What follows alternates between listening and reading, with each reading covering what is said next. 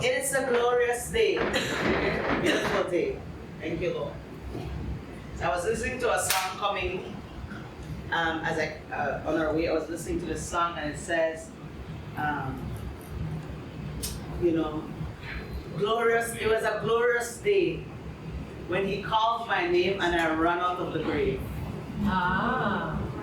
So today I celebrate my birthday, but the most glorious day was that day when He called my name and I ran out of the grave.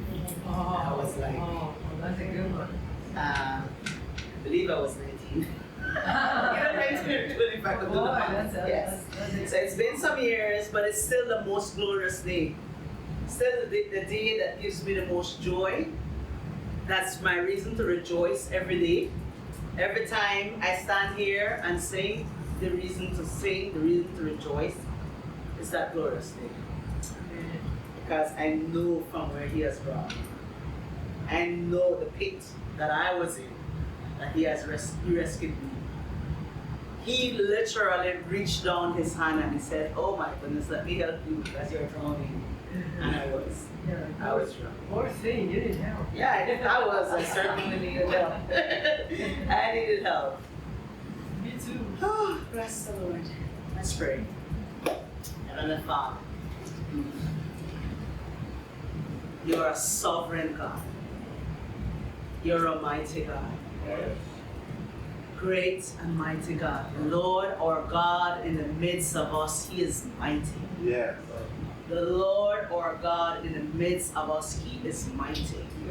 In the midst of each one of our lives, in the midst of our relationships, in the midst of our walk day by day, in the midst of our work, our ministry, our service, in the midst of our community called Abundant Life. The Lord, our God, in the midst of us, He's mighty. I ask God that You will have Your way this morning, God, in just the word that is released, God, that it will be planted, taking root into the hearts of us. And it will be good soil. Good soil right now. Thank You for good soil. Thank You for every distraction, every question, every uncertainty, everything that will seek to rob, be removed in the name of Jesus. And put a hedge of protection around Your word, that it will accomplish what You send it to. In Jesus' name. Amen. Yes. All right, so Pastor shared last week about the theme for the year is Explore to Soar in 2024. Explore to soar in 2024. And as you know, as we embrace the new year and hear what God has spoken to Pastor, our leader, our shepherd, and we partner with him, there are some significant things that, first I'm going to just remind you of some things that we've been saying over the last couple of months, because God has been prompting us and wooing us and drawing us to this long before. He has been saying, hey, wake up, stir up over here because I want to do something, right? So, in this last week, God said to me, the Plumb Line has been released in your midst. The Plumb Line has been released in your midst. And the Plumb Line, who knows what a Plumb Line is? A Plumb Line has to do with building.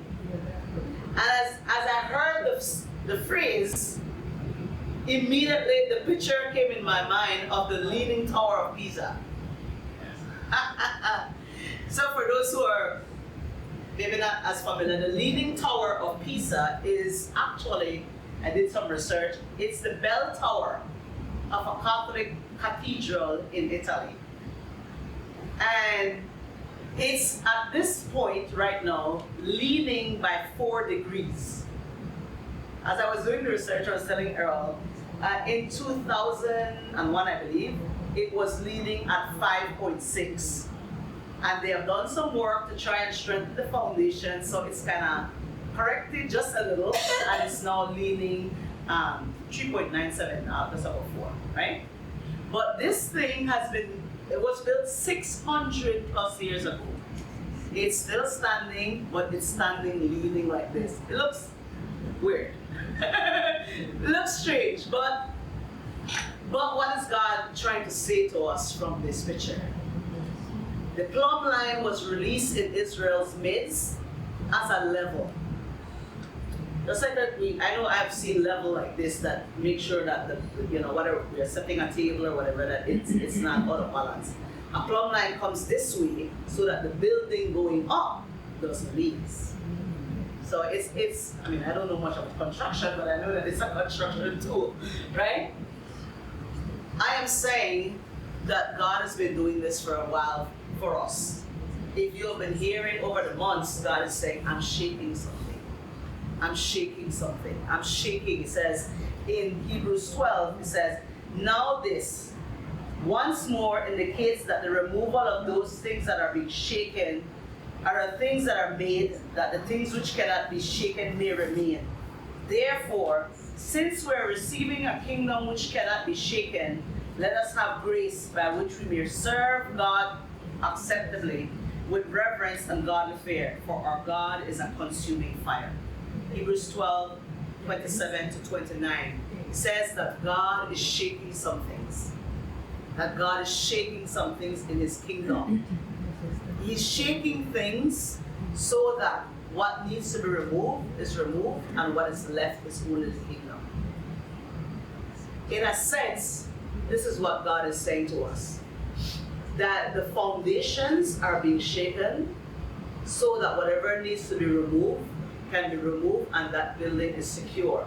Because what He wants to build on top of it, He doesn't want it leaning. He doesn't want it distorted in any way. He doesn't want it falling. I don't know how that thing hasn't fallen in over 600 years. But God is saying our foundations need to be shaken a bit, and for God to say, all right, this is what belongs, this doesn't belong, so that you settle in to a solid foundation that when He decides to build, that building doesn't start to go like this because the foundation isn't strong enough. That is all different pictures that He's giving, but that's what He's doing. He's saying, I want to build on you. I want to increase on you. He says, my kingdom is an ever-increasing kingdom. Yeah. God's desire for each one of us is, what if over 30 years ago, when He pulled me out of the grave, and He sat me there on a seat and He says, you're saved, I never got up from there, and I didn't do anything else. Where would I be right now? Certainly wouldn't be here speaking to you. But God says He raises us up, and then He builds precept upon precept. Yeah. He's building a building, and we talked about, I shared it before, that God is building a house, a spiritual house, right? We are that spiritual house that He's building. So all these analogies about buildings and structures is really speaking about our lives. And come on, God's not really talking about building a nice new cement building with glass windows and all the fanciness there. That's not really what He's talking about. He's talking about, how can I build your life? How can I build your life? How can I increase in you? How can I expand in you? So that the building becomes broader and wider and deeper and higher. The capacity of you increase to the fullness that He wants to give to us. How can I do that? And so even as Pastor shared, explore to soar, I am thankful for this opportunity because I think that one of the first things that we gotta explore is us. The first thing you gotta do is explore you. Explore you. And a previous message as well that we shared, we made this comment. I made this comment. I'm going to remind you of two things that I've said before here. One, an unexamined life is not worth living. An unexamined life is not worth living. And it's actually a quote from, I think it's Socrates. The unexamined, what does he mean by that? What does it mean? That is actually the invitation that God is giving to us right now. When He says the plumb line has been set in your midst, God is saying, examine whether you're lined up or not. He is the plumb line. Let me read it. He is the plumb line. Let me just read that for you. Isaiah 28 verse 16 says, therefore, this is what the sovereign Lord says. Look, I am placing a foundation stone in Jerusalem, a firm and tested stone. It is a precious cornerstone that is safe to build on. Whoever believes needs never be shaken. In the New Testament, it says He is the chief cornerstone. So the building is being built. God is building it. It's you and I being built individually and corporately as His body, His church. And it says He is the plumb line. He is the corner. He is the chief cornerstone. And everything must be tied into that. Everything must be connected to Him so that that building can stand. And so that not only it can stand, but it will be the expression of Him that He wants it to be. I used to hear, I have a nephew who is an engineer, I used to hear him talking about the foundation has to be tied into these pillars and stones and all these, and the foundation has to settle. The foundation has to settle before you can build on it. And it's just speaking to me now, understanding from a spiritual point of view that that is what God is saying to us. He says our foundation, He has to settle it. He has to make sure that it's structured, tied in to Him, the chief cornerstone, so that what He builds will stand firm, will be able to stand. Side note, and we're not going to talk about that today, but side note, the reason why we want to strengthen our foundation so our building can stand is so that when the storms come, you're not like the foolish man who built on the soft sand, and your building is not able to withstand the storm. Right? So we're talking about the building. I just want to give you a few thoughts about, further thoughts about that line that says an unexamined life is not worth living. Some thoughts on these. It says, when Socrates makes this statement, he's suggesting that an unexamined human life is deprived of its meaning and its purposeful existence. Now, as I'm reading this, think about what it means to examine you. It says when he made this statement, he's talking about a human life being deprived of meaning and purpose of existence. To be fully human means to use our highly developed faculties and all our giftings to raise our existence fully to what was intended. That's one thought. Another one that I liked, he says, when Socrates mentioned the statement, the unexamined life for a human is not worth living, the unexamined life means people have no question, they never question their life, they don't want to know the truth, and they don't know who they are. They don't question. It means they don't question. That's what the examined life means. You question, where am I? Where am I going? Who am I? What am I doing? What am I doing here? So, some people freak out that I am quoting Socrates and it's not the Bible. But he was talking truth. He was talking truth. Just so you get an idea that this is also what the Bible, what God speaks to us. Luke 14 says, 27 to 31 says, anyone who comes to me must be willing to share my cross and experience it as his own, or he cannot be considered to be my disciples. So don't follow me without considering what it will cost. Considering. This is what examining your life is about. Considering what it will cost. Considering what you need to do and not do. Considering the direction you need to take. Question. Ask questions of yourself. That scripture considers, for who would construct a house before first sitting down to examine and estimate the cost and to complete it. Otherwise, he may lay the foundation and not be able to finish. Talking about foundations, right? We're talking about buildings. It says the neighbors will ridicule him, saying, look at him. He started a building, but he couldn't complete it. Have you ever heard, this is another analogy now he's going in. Have you ever heard a commander goes out to war without first sitting down with a strategic plan to determine the strength of his army, whether to win the war against the opponent or not? So he says, no, he's using two analogies. We're not really going into the army one, but it says, plan, prepare, examine who you are, what you got, what the resources are, what it's for. There are two other times in the scriptures, I'm just going to mention them. If you want, you can take a look at it, that God questions and asks the individual that he's building on, that he's using, where are you? Stop, think, where are you? Elijah, in 1 Kings 19, Elijah was running, after he had done all these marvelous things for God, he was running into the caves, scared, afraid of Jezebel. And God says, God encountered him in the cave and says, Elijah, what are you doing here? You think God didn't know?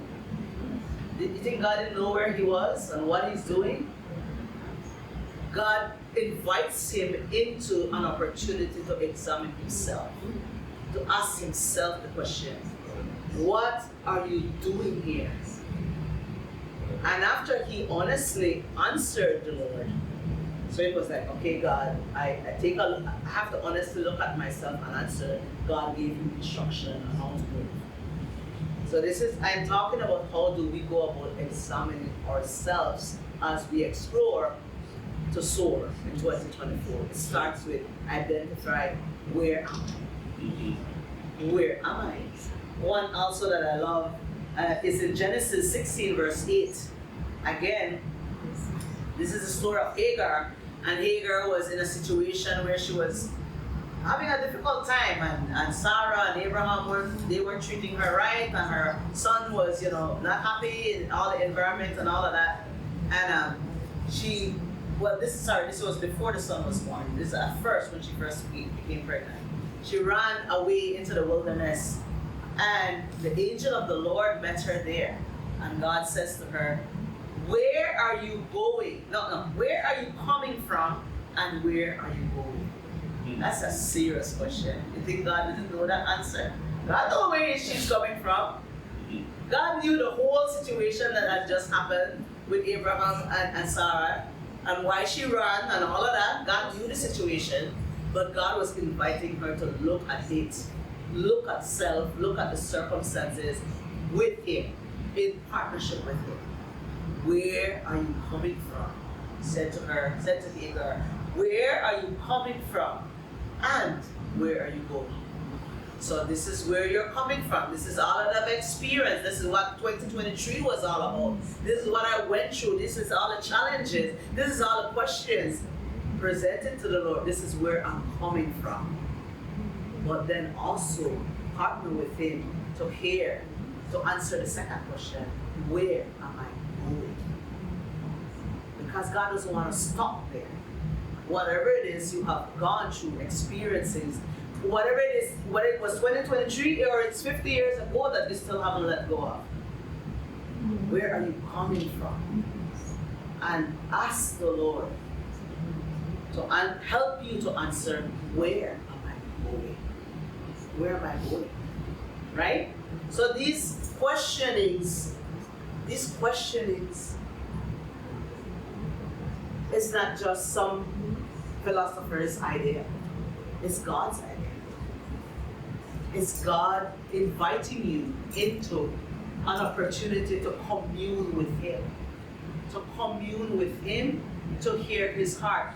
We have heard the scripture many, many times. It says, Jeremiah 29:11, that says, for I know the plans I have for you, says the Lord. Plans to prosper you, to give you a hope and a future. How many of us want that back? How many of you want the one that he has? Yes. The plan that he has? Yes. Because it is much easier to seek your own. It is much easier to do your own. It's much easier to self-evaluate just in your own understanding, your own strength, look at your own abilities and say, okay, this is where I am and this is all the skills I have or not have and this is what I can do. Okay, that's it, I can't go any further than here. Or go with him in that secret place, ask him the questions and say, what do you have in mind? You see, I like to say, God is not limited by your strengths nor your weaknesses. God is not limited by your abilities or your inabilities. What in the world does that mean? Maybe it's easy for us to understand trying to limit God by our weaknesses or limitations. I might say, God might say, I want you to lead worship. And you might say, God, I can't sing. God, I can't carry a note. So you're limiting God by your obvious or what you are seeing as your weaknesses, right? But how about the reverse about that? How about the reverse? I've had to deal with this, where I would say to God for so many years, the only way God can use me is in worship, because that's what He has been doing all my life. And that is the one ability that I can actually see and acknowledge. So when God says, do this over here, I'm like, no. You call me to lead worship, that's what I do. And God says, no, I'm not limited by your strength. Yes, it's a strength, but God, I'm not limited by that either. You can do anything I ask you to do. That's what it means when it says, I can do all things through Christ who strengthens me. That means that anything that He asks you to do, He can do through you. He can do it through you. Right? So, I do know that you know. All of us know. We have heard it over and over. God has a plan for you. It's good. He says, you are my workmanship created to do good works that I have prepared in advance for you to do. Oh my goodness. Do you know that there's a list? And God has this list here of things, Mark Carlos, that He has prepared before the foundation of the earth that you are supposed to accomplish in your lifetime. Do you know that? Do you understand that, Nirma? That there's a list here over the side, the file that's called Nirma in God's filing house that has a list of things, and it says these are the things you are supposed to accomplish. He says He numbers your days. He knew when you were going to come on the earth, and He knows when you're going to leave. And in between there, He says, these are all the things that you are going to accomplish. The question is, are we just going to accomplish it because we have that knowledge? Are we going to accomplish those things because we have the knowledge that He has it for us? No, it's not.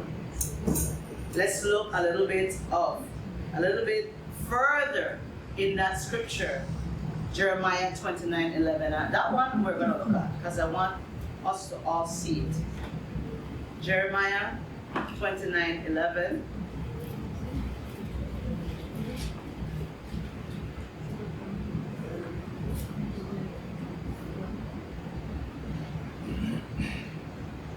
So we're going to read the portion that we are very familiar with, but says, for I know the plans I have for you, says the Lord. They are plans for good and not for disaster, to give you a future and a hope. That's His promise. But oftentimes, when God gives a promise, God also gives you clear instruction on what needs to be done on your part to see that accomplished in your life. Because we have a covenant relationship with God. And a covenant relationship means two parts. He does His part, and I do my part. Right? So let's continue on to verse 12. It says, in those days when you pray, I will listen. First step, when you pray, I will listen. So, first step in discovering those plans that he says he has for you is praying. Pray. Ask him. That's coming right back to the beginning of what we talked about. Have that moment, that time with him to self-examine. Ask him the questions. Okay, God, your word says this. What is it? Show me. Open my eyes. Talk to him. Right? Pray. Then it says, if you look for me wholeheartedly, you will find me. If you look for me wholeheartedly, you will find me. That brings me to a second statement that I've said here before.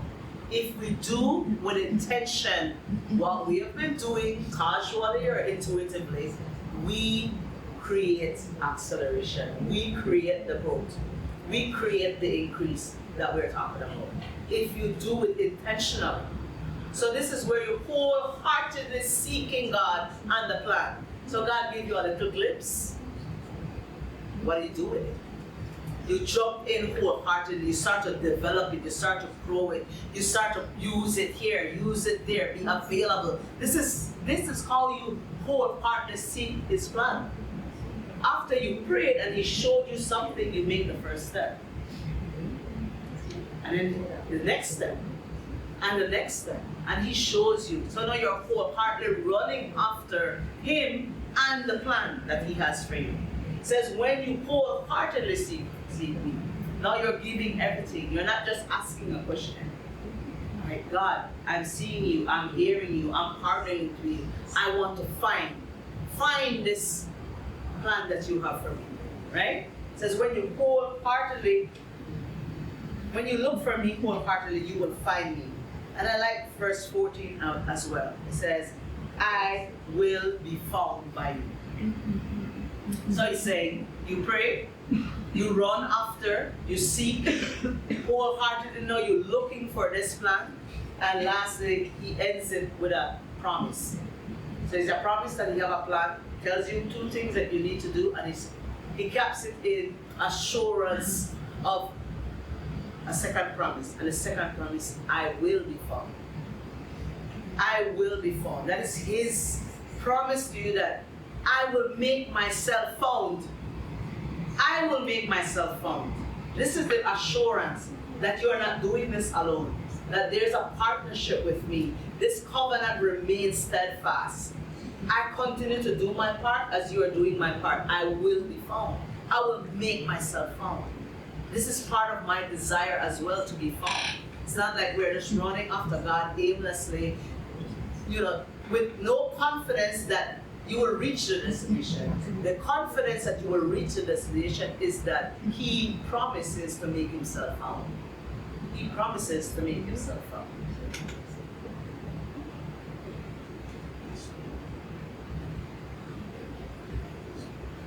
He is desiring to build in us. This is the plan that we're seeking, what he desires to build in us. He says that he is the sure foundation in our midst, and this time is just a time for us to say, how do I connect back to the foundation in any way that things have maybe kind of get a little distorted, or got a little distracted, or I've not been purposely seeking, purposely running after that plan. How do I get back there? This is what the examination is all about. Refocusing, reattaching, just strengthening up. The expression that comes to my mind is shoring up the foundation. And that's what he says. He is the sure foundation. You shore up your foundation by connecting to the sure foundation, Jesus. Says, I have placed Jesus, the foundation stone in Jerusalem, a firm and tested stone. It is a precious cornerstone that is safe to build on. Jesus.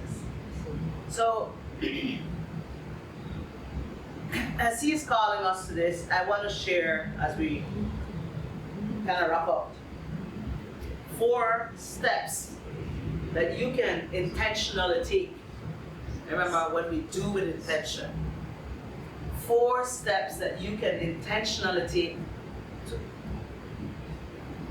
It's your process of examination.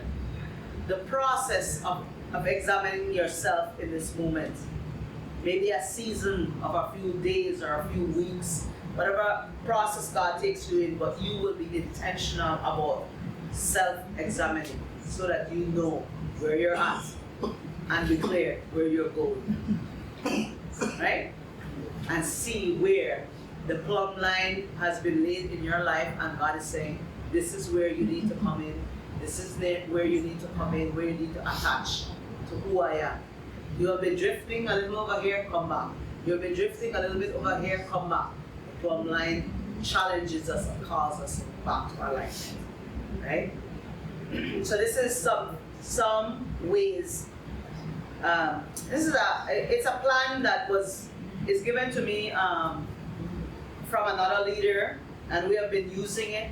I have been using it personally. I have taught it to other women to use, to other people in ministry, other leaders, and it's not my original. Somebody else taught me this, and so I just wanted to share as as a practical tool on how you examine. It is called the 4 P's. It's called the 4 P's. 4 P's process of personal development. The first one is praise. The first one is enter before the Lord, come before Him with praise. Praise, I'm not talking about singing a song. I'm talking about taking a moment, look at 2023, and actually write down all the things that God has done to give Him thanks for. Enter in with gratitude and praise. Be intentional about thanking Him for what He has already done. There's a principle in the Bible that says, open up for me the gate through which the righteous enter. The gate that leads to the presence of God, where He hears your prayer and He gives you victory. It's in Psalm 118. It's a principle. It says that the gate that the righteous enter, the gate that leads to the presence of God, where when we pray, He gives us victory. And they said the gate is the gate of praise. Now, we probably heard that before or something to that degree before, and we understand that maybe to mean to sing song or to say thanksgiving to the Lord, and that is one way. But one way to give God thanks is to make a remembrance stone, a list of all that He has done, and use it as a tool to remind Him, to bless Him for what He has done. That's what God had said to the children of Israel when they were passing through over the river River Jordan. Yes, with the River Jordan, and He said to them, go back to 2023. He says, go back, told the leaders, go back to the middle of the river, pick up 12 stones, bring it across, set up an altar of remembrance. It's called remembrance stones. Now, we're not going to pick up stones, but it's a principle of God saying, look back at what I did, write them down. That's what He told me. He told me, write them down, and these are your praise weapons. It's what God has done. So enter in first with praise. Remember what He did. Be conscious, be intentional of remembering it. Not just remembering it, but declaring it. Like we were saying earlier in praise, it says, one generation shall declare to the next the wonders, the miracles, the mighty works of God. So those are works of God. As a matter of fact, that was the reason, one of the reasons why the children of Israel, the leaders of the tribes, brought the stones and set them up there. Because every time there were tools, there were opportunities to express to the next generation, this is what this represents. It represents the time when God brought us out. It represents when God rescued us. It represents when God did, so that is what we're doing as well. We are setting up in our heart, in our mind, in our mouth, praise for what He did. Yeah, read it down in 2023. So you start with there. That's how you start to examine where you're at. Where you're at and where you're going. Where you're at is not just, many times, just think about it in the natural. When you're thinking about where you're at, you're probably thinking, well, this has gone wrong, this is not done yet, this is how I expected God to do it. It didn't happen. We're looking at all the negative things. But let our remembrance be what He has already done. Enter in with praise and thanksgiving. Gratitude. It opens up the door into His presence. Then the second one, so after you have done that, right? The second one would be second P is what to put down. So praise, put down. You praise, then you put down whatever He says to lay down. What am I talking about? He says, behold, I'm doing a new thing. Do you not perceive it? Forget the former things. It sounds, well, at first when I heard that, I thought, well, God, you just told us to go back and look at all the good things, all the praise points. But this point now, He's saying, forget the former things. Forget the former things. Again, listen to what He is telling you to forget. Because, again, in my natural mind, I'm thinking, well, the things that I definitely want to forget are all the bad things. All that didn't go so well in 23, those are the things that I want to forget. Definitely, we want to forget those.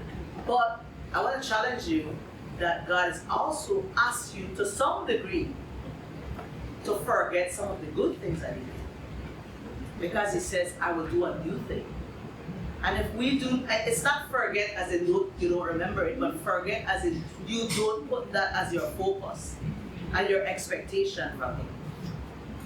Sometimes we look back at the good things that He did and we expect Him to do the exact same thing again in 2024. And He's saying, no, I am doing a new thing. I'm doing something different. So this forget is not talking about not remembering it. This forget is putting it in a space where it doesn't have that much influence on you because you have an expectation that God will do something. That's why, again, questions is so, when God asks a question, you gotta think about it a million times because He ain't no fool. He is all knowing. He knows everything past, present, and future. So when He asks a question, it's certainly not because He doesn't know. He asks a question for us, for our benefit. So He asks a question. He says, I am doing a new thing. Do you not perceive it? Do you not see it and understand it conceptually? Can your eyes and your ears and your understanding relate to what I am doing? Because I am doing something new. If you continue to read in that same scripture in Isaiah where He says that, one of the things I love is that He recounts what He did. He said, where He made brought the children of Israel through the river and all of that, and then He goes down and He says, but now He's gonna do the reverse. So when He brought the children out, He made a dry path through the river, through the sea, right? And then in Isaiah He says, now He's gonna make the reverse of that. I don't remember the wording, but that he did dry land and water in the river, and now he's gonna make rivers in the desert, which is the reverse. It's different, right? It's different. So we have to be open to different. So when God is asking you to put down, ask yourself, partner with Him. Yes, what are those negative things, bad things, that we don't want to remember? Yes, we want to put them down. We don't want to carry them with us, old baggages as we would call. But then also ask yourself, what are those things that God has done before that is limiting my ability to hear Him say, do something different, do something new. I am doing something different and something new. The third one, and we only have one more after that, so we're wrapping up. The third one is that after you have shown you what you need to put down, take the opportunity with him to ask him, what do I need to pick up to align with who you are and what you're doing in this season in my life? What do I need to pick up? What do I need to do differently? Some of the more common things would be many things that people look at the beginning of the year and say we have a New Year's resolution. Resolution. Not revolution. Oh, we can have a revolution. But a New Year resolution, right? These are the things I'm going to do different for the new year. Because we are taking some time to self-examine and we say these things need to be changed and we want to improve in these things. There are many common things and many good things. But what I'm saying here, I'm challenging you to say, to ask God, what do I need to pick up particularly so that I can be aligned to your plan and your purpose? So that I can find this plan, this purpose that you have for me. We can casually live our lives, like the statement says, the unexamined life. Just go about day by day, not asking any question of ourselves, just doing what happens, going with the flow. Whatever current, whatever wind blows, we go that direction. Wherever the current is going, we go that way. Or we can question, what do I need to do to be in the center of your will? So these are the things that we're talking about. It could be God saying, you need to go back to school. You need to develop a skill. Maybe you need partnership with this individual for mentorship. I mean, there are so many things that God could be saying to us to say, this is what is needed in your life so that you'll be aligned and connected to the plan that I have for you. Right? It could be a couple of years ago, it could be, this happened for us a couple of years, God says, pack up everything and move to Puerto Rico. That was a big move. But it was, God says, this is what needs to be done. Right? So ask the Lord what it is that you need to do differently. It's not etc. and you'll reach the plan that God has for you. But how do we intentionally partner with you? And the last one is what does he want you to press in deeper into? That is, how does he want you to press in deeper in him, in your personal character development and growth? What is he building on the inside? What is he building on the inside? What do you need to press into deeper? What are those things in your life, personally, that he's touching, he's pressing, he says, this needs some work. This is an area that I want to free you, to grow you. This is an area that I need you to go to another level in. What is he asking you to press in deeper so that you're able to respond to his yes? So that you're better able to respond to his yes. We all know the story of, when the prophet Samuel went to Jesse's house to anoint the new king, right? Remember that story? The prophet Samuel went to Jesse's house to anoint the new king. This was God doing a new thing. And Samuel, in his natural understanding, looked at all the men, the young men, the sons of Jesse that were before him. And he looked at their strength and their height, their stature, the different things that he could see in them. And they looked stately to him. They looked like, oh, you can definitely be a king. You can definitely lead a nation, depending on what he was seeing in them. And he passed them all, and God said, look, not that one, look, not that one, look, not that one, right? Because God was not looking at that. So that's what I'm saying in this last point. What is he asking you to press into in here, in your heart, in your personal journey. Not the journey on the outside, but what is called the sacred journey. The sacred journey that is going on inside in your heart. In you, you know what the sacred journey is? Is that we are all being matured into the fullness of the stature of Christ. That's the sacred journey. There are other things that are happening on the outside, that we come to church on Sunday and we do this on Monday and we do that until that's the outward journey. But the sacred journey is maturing to the fullness of the stature of Christ. We are becoming like Him. So that is where God said to Samuel, I didn't choose any of these because He was looking further than what Samuel was looking at. He said, we know the story, we don't have to go through the whole of it. He chose David. Now, as we look at David's life, he had done some work on the inside. He is known as a worshiper. He is known as a worshiper and a warrior. So he was worshiping God. He was in love with the Lord. He had a personal relationship and connection with the Lord. So God knew him in his heart. God connected with him at a heart level.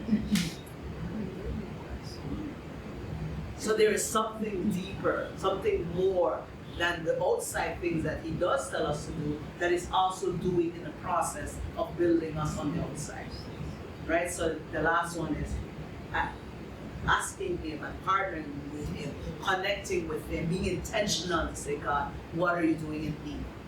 What are you desiring in me? What are you removing so that I could have more of you?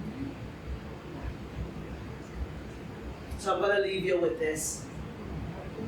Where the reward of seeking God is not the plan. It's not His provision. He says He give you a plan, of prosperity, a hope and a future. That's what He said, right? But I'm telling you that the reward of seeking that is not that. As at the end, the second promise says, I will be found by you. If you seek, I will be found by you. The reward of seeking God is God, the greatest gift. The reward of seeking Him is more of Him. More of Him. It's incredible. More of Him. It's incredible. Everything else, even though it's wonderful, and it will be wonderful when He released the plan, the purpose, the prosperity, the provision, all the other things that He does want us to do and accomplish and be in the earth to represent Him. The earth is temporary. It is still temporary. It will be glorious. I'm telling you, it will be glorious. When you find it, it will be glorious. It will be beautiful. It will be a display of His splendor so that all can see. But the reward of seeking God is God. It's Him. And that is the greatest joy. That is the greatest fulfillment. That is eternal life. It says, this is eternal life, that you will know me. Know me. In the process of Him providing for you, or guiding you, or speaking to you, or healing you, all the different things that you were seeking after, and we will find, because He's faithful. In the process of all that, you have learned about Him. You have found Him.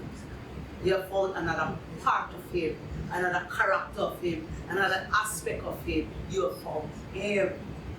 And,